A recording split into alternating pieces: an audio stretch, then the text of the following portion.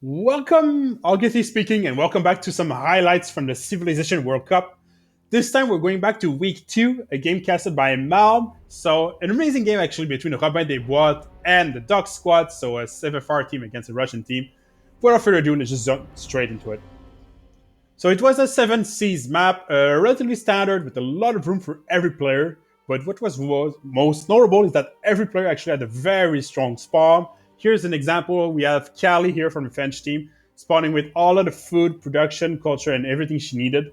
The only disadvantage she had is she was relatively close to Solo, playing Germany, like to the northwest, and she was technically surrounded as well by Sitya and Mapuche to the right. So she was surrounded by three Russian players.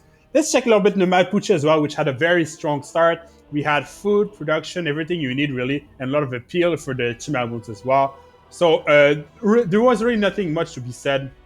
We're going to check slightly as well at the other spawns from the French team. Here we have Chuck on Persia, just to the right of the Mapuche, and we also had Bisbis right here. Completely free sim for Rome. So most of the game, he actually managed to just sim his way. And finally, we had Netsky so far away in the tundra that he really had little to no impact this game for Civfr.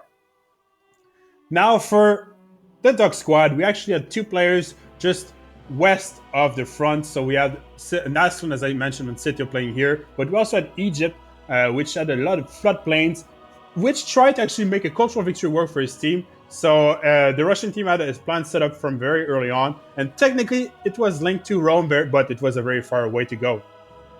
Now, the first notable fact of the game is that Nasrun managed to rush his Korgan to get an early Pantheon for his team, and there was an early settler as well from Mapuche.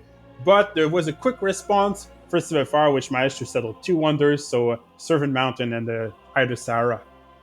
Also, I'll note it, the settler from Mapuche almost died to eruption from a volcano early on, but it was saved, so everything was fine still for the Russian team.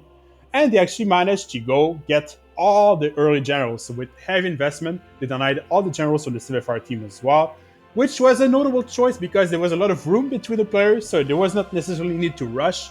But there was also like a very strong pantheon chosen by Bisbis here. We can see the early Fate Goddess, which gave him so much faith with his wonder that he managed to make work a monumentality strategy. Here on the Russian side, we see an amazing synth with autocracy, the wonder card, and also the bonus from Egypt on floodplains and so on. So it got wonders out, got his theater squares out very quickly to set up a cultural victory for his team.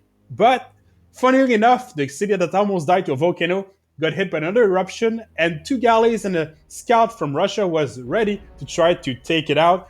But the defense was exemplary from the Russian team, so they managed to keep the city, even though the volcano literally made them sweat. And from this point on, Kali started fighting Germany, which actually had rushed a few horses as well to try to put some pressure on her. And from this point on, Kali really never stopped fighting the whole game, as she will eventually be in a 3 versus 1 scenario. Actually, you can see here this Saka horse archers from Sitio were coming as well from the south. And you have to remember that she had no generals as they were all denied by the Russian team. So it was a very, very difficult defense. But at least the terrain was a little bit in her favor, and she played beautifully. So she managed to securize the front of the north for the German player, and she managed to temporize as well the front from the Scythian.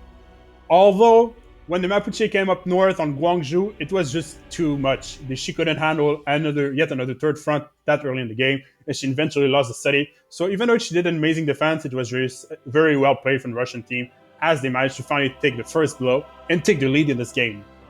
So from this point on, the Russian team had a momentum in pretty much every sphere. They had culture, gold, science, and so on. So from this point on, we see the Russian player trying to block the cultural victory with a cultural victory of its own and preparing some Cossacks for the transition in the mid-game. Really, that was the answer from Civfr. The only hope for Civfr is that there was actually a mistake done by the Duck squad here in the Congress, which actually gave, because of a tiebreaker, the win to Civfr, which they should not have gotten. So eventually, Civfr managed to win this Congress on very important votes, the ones they needed, and they took back a little bit of the lead on the game, even though they were far from being out of the woods, really.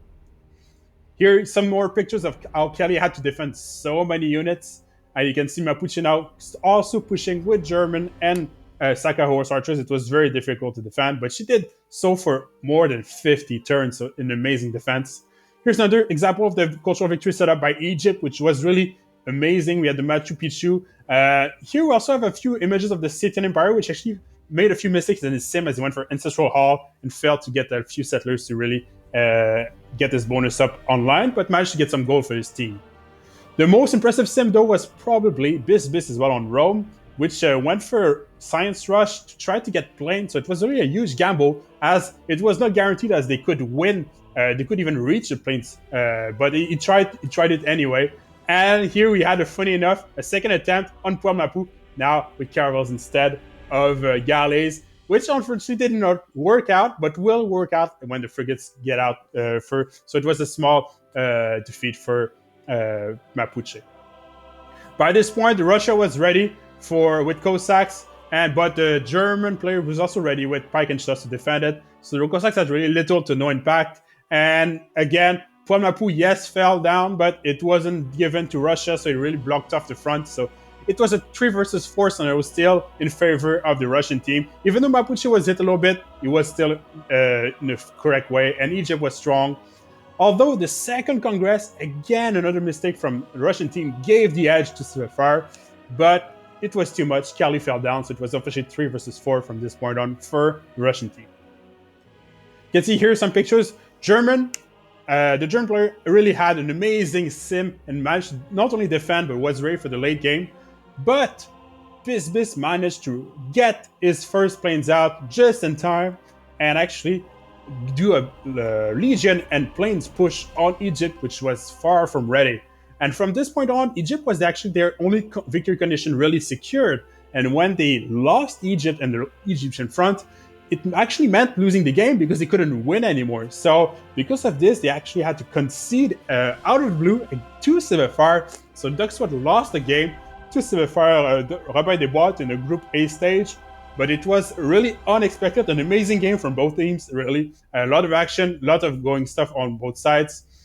By the way, if you liked the video, don't forget to put a like, thumbs up, and so on. Otherwise, I'll see you guys next time.